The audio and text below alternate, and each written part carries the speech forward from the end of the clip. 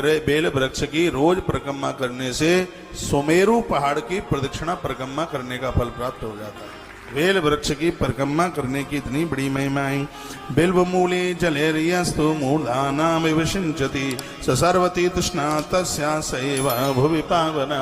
जो एक लोटा जल बेल की जड़ों में रोजाना चढ़ाते हैं उनको धरती के संपूर्ण तीर्थों में स्नान करने का फल तत्काल प्राप्त हो जाता है। एक लोटा पानी जिसने बेल वृक्ष की जड़ों में जिन्होंने चढ़ा दिया है, एक लोटा जल चढ़ाया बेल वृक्ष की जड़ों में, उन्हें वर्णन किया गया कि जितने भी धरती के तीर्थ हैं सर्व तीर्थ स्नातस्यासैव भुवि पावना, संपूर्ण धरती के तीर्थों में स्नान करने का फल उन्हें तत्काल प्राप्त हो जाता है। बेल्व मूले जलेरियस्तु मूर्धानाम विशंसति।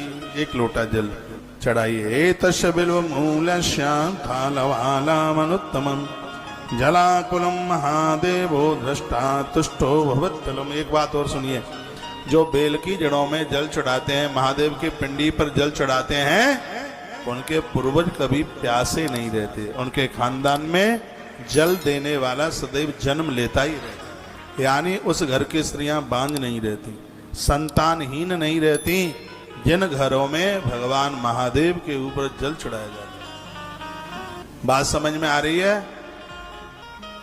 तो यह भगवान शंकर और शंकर के बेल पत्र की महिमा आप सुन पा रहे हैं। पूजेद बिल्व मूलम यो गंध पुष्पादि भी नरह। एक फूल पर रोली, लोग इतना विरोध करते हैं कि शंकर को तुलसी मन चढ़ाओ, रोली मन चढ़ाओ। हजारों बार इससे पुराण में वर्णन आया है कि भगवान शिव को षोडशोपचार में रोली पूजा में लगाइए, कुमकुम लगाइए पूजा में। देखो अभी भी ये लिखा है जो मैं आपको बोल रहा हूँ। एक फूल में रोली लगाएं, चंदन लगाएं, और फिर वह फूल गंध पुष्पादि भिन्न रहा शब्द लिखा है। गंध तो उसी को कहते हैं, कुमकुम को गंध कहते हैं। तो एक फूल में ये लगा करके और आप बेल की जड़ों में पहले एक लोटा पानी चढ़ा दें, फिर एक फूल में गंध और चंदन चावल लेके चढ़ा दें और एक दिया जला करके रख दें। बेल के वृक्ष के नीचे जड़ों के पास एक दिया, एक दीपक जला करके रख दें। इसके परिणाम क्या है? शिवलोकम आमनोति संतति वर्धते सुखम। मरने के बाद में तो हम आप लोग सगरे ऊपर के लोक में जाएंगे, और धरती पर जब तक रहेंगे तब तक औलाद का सुख मिलेगा, संतान धक्का नहीं देगी। ये बेल पत्र में एक लोटा पानी चढ़ाने का, रोली चंदन चावल से पूजा करने की और एक दिया जलाने की इतनी बड़ी महिमा है।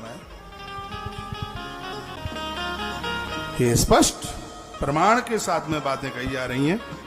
यह श्री विद्येश्वर संहिता के 22 नंबर के अध्याय का श्लोक नंबर 27 है, जिसमें भगवान शिव को रोली चढ़ाने की बात कही गई है। 27 फिर एक बार रिपीट कर रहा हूं। श्रीमद विद्येश्वर संहिता अध्याय नंबर 22 और श्लोक नंबर 27। पूजेद बिल्वमूलम यो गंध पुष्पादि नरः शिवलोकमाप्नोति संतति वर्धते सुखम। यह पूजा करने वाला तो अंत में शिवलोक जाएगा, और जब तक धरती पर रहेगा तब तक संतान सुख की उसे अनुभूति होगी, संतान सुख। यह इतनी बड़ी महिमा है। बिल्वमूले दीपमालाम या कल्पयति सादरम सतत्वगान संपन्नो महेशांतर्गतो भवेत्। जो नित्य दिए जलाएंगे, एक से ज्यादा दिए होते हैं, फिर वो दीप माला हो जाती है। एक से अनेक दिए हो जाते हैं, एक से ज्यादा दिए आप जला देते हैं तो तत्व ज्ञान संपन्नो, उन लोगों को तत्व ज्ञान की अनुभूति हो जाती है, बहुत बड़े विद्वान हो जाते हैं। वह इतनी बड़ी महिमा है। ये बेल महात्म्य में आप सुन रहे हैं। काशी वास